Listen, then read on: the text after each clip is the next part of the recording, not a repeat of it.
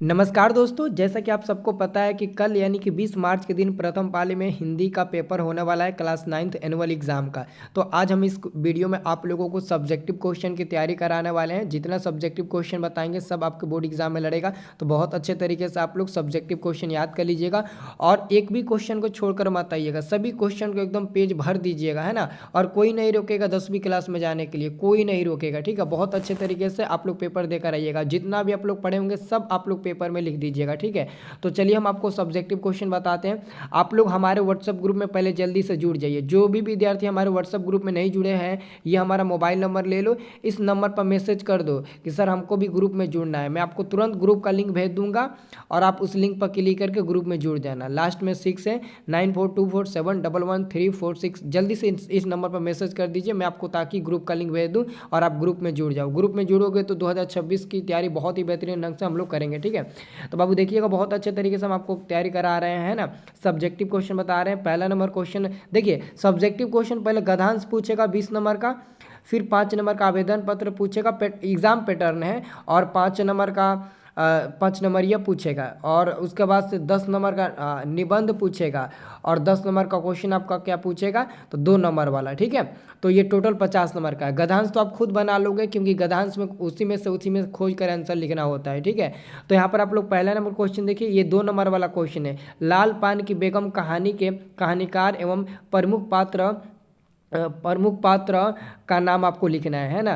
तो लाल पान की बेगम कहानी के कहानीकार का नाम और प्रमुख पात्र का नाम लिखना है। तो देखिए, कहानीकार कौन है, फणीश्वर नाथ रेणु हो जाएंगे, कहानीकार हो जाएंगे। और इसके प्रमुख पात्र कौन होंगे, तो यहाँ पर देख लीजिए, प्रमुख पात्र लाल पान की बेगम, रहमत मियाँ, सकीना और नायक दृष्टिकोण से कहानी चलती है ना। तो ये हमारा क्या है, तो इसकी प्रमुख पात्र हो जाएगा। अगला हम आपसे क्वेश्चन पूछेंगे कि मीर मुंशी जी किस कहानी के पात्र हैं एवं उनकी पुत्री का नाम बताएं। तो मीर मुंशी जी प्रेमचंद्र की प्रसिद्ध कहानी पूस की रात के पात्र हैं। उनकी पुत्री का नाम है गुल्ली था, उनकी पुत्री का नाम था गुल्ली। आप लोग लिख दीजिएगा, ठीक है। अच्छे तरीके से सभी क्वेश्चन को भरिएगा, है ना। जो क्वेश्चन आपको नहीं याद होगा ना, तो उसी के इर्द गिर्द लिख दीजिएगा, लेकिन सभी क्वेश्चन को लिख कर आइएगा। तीसरा नंबर क्वेश्चन है, भारत में पहली बार सिनेमा प्रदर्शन कब किया गया था। तो हम आंसर लिखेंगे, भारत में पहली बार सिनेमा 7 जुलाई 1896 को मुंबई यानी कि मुंबई में वाटसन होटल में दिखाया गया था। इसे गुमियर ब्रदर्स से प्रदर्शित किया है ना, किया था। तो ये हमारा हो जाएगा। अगला हमारे पास क्वेश्चन है कि महादेवी वर्मा किसे मलिन नहीं करने की बात करती है। तो ये हमारा चौथा नंबर क्वेश्चन है। तो इसका उत्तर हम लोग लिखेंगे, महादेवी वर्मा गौरा में गौ माता को मलिन न करने की बात करती है। वे चाहती है कि गौ सेवा और संवेदना को स्वार्थ से दूर रखा जाए, ठीक है।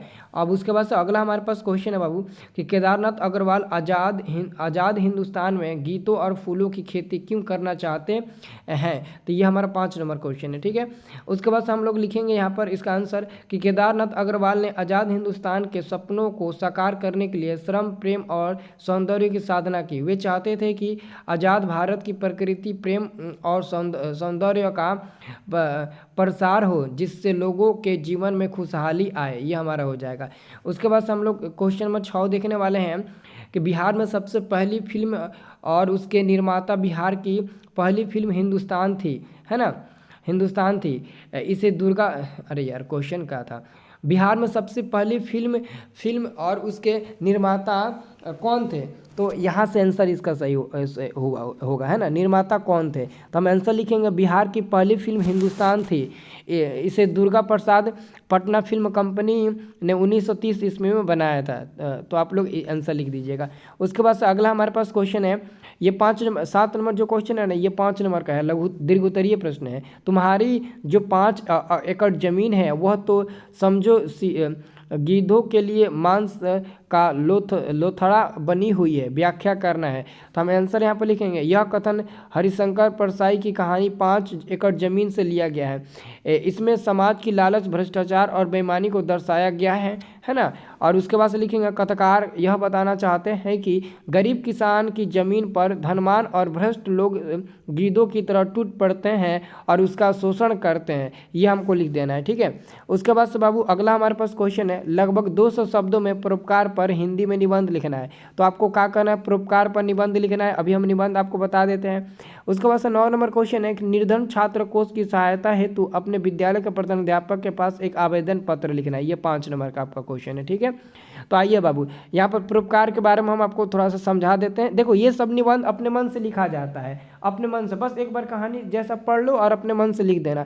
परोपकार शब्द पर प्लस उपकार 2 शब्दों के मिल से बना है। परोपकार का अर्थ होता है दूसरों का अच्छा करना।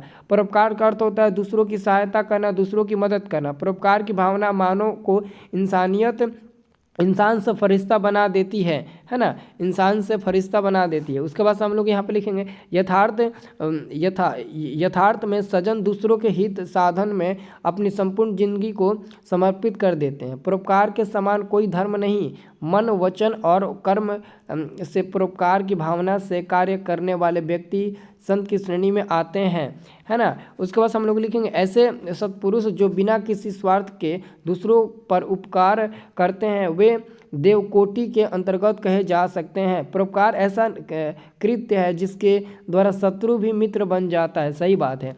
अब उसके बाद से हम लोग लिखेंगे निर्धन छात्र कोष की सहायता हेतु प्रधानाध्यापक के पास आवेदन पत्र। तो हम यहाँ पर लिखे हैं सेवा में प्रधानाध्यापक पाटलिपुत्र उच्चतम स्कूल पटना द्वारा वर्धाध्यापक महोदय, है ना, ये हम लिखेंगे। फिर यहाँ पर हम लिखेंगे महाशय, उसके नीचे से लिखना शुरू करेंगे। सविनय निवेदन है कि मैं आपके स्कूल में 12वें वर्ग का एक गरीब विद्यार्थी हूँ। आप 12वीं में नहीं है, 10वीं में है, 9वीं में, मैं तो 9वीं लिख दीजिएगा, है ना, कि मैं एक 9वीं क्लास का गरीब लड़का हूँ।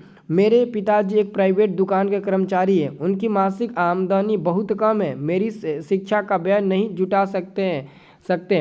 अब यहाँ पर लिखेंगे इसी कारण यहाँ मेरी पूरी फीस माफ़ कर दें। मैं पुस्तक भी नहीं खरीद सकता हूँ, अतः आपसे अनुरोध करता हूँ कि दिन छात्र कोष से मुझे 500 रुपया का अनुदान पुस्तक खरीदने के लिए दिया जाए, है ना। उसके बाद से लिखिएगा इस दयापूर्ण कार्य के लिए मैं हमेशा आपका कृतज्ञ रहूँगा। आपका आज्ञाकारी शिष्य विवेक कुमार, और अपना यहाँ पर अपना नाम लिख देना। आप लोग अपना अपना नाम यहाँ पर लिख देना, ठीक है ना। और बहुत अच्छे तरीके से आप लोग ना तैयारी करिए और सभी क्वेश्चन को अच्छे से बना कर रहिएगा। कोई भी क्वेश्चन मत छोड़िएगा, जो भी अपने मन से आपको याद आएगा दिमाग में वो उस क्वेश्चन में लिख दीजिएगा, ठीक है। और चैनल को सब्सक्राइब आप लोग जल्दी से कर लीजिए बाबू।